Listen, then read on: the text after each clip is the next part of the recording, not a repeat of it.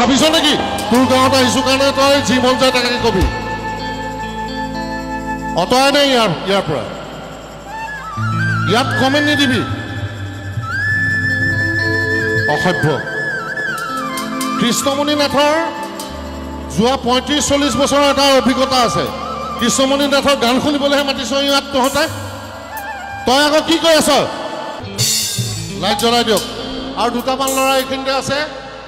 Alto ফাল্টু কথা কৈ নাথাকিবি মোৰ লগত আৰু যদি উল্টা পুল্টা কৰি থাক মই গান নেগাম ইয়াৰ পৰা গুচি যাম কোনে কৈছে নাযাবা গাবলৈ কোনটো ল'ৰা কোনে কৈছে নাযাবা গাবলৈ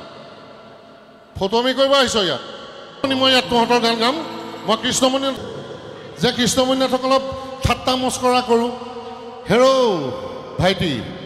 তোৰ পিতৃ মাতৃয়েও তোক ক'ব যে কৃষ্ণমণি নাথ কোন কিমান চনৰ পৰা গান গাইছে 1986 মই প্ৰথম ষ্টাৰ্ট কৰিছোঁ তই জন্মই হোৱা নাই চাগে তেতিয়া তোৰ মা বাপেৰে ক'ব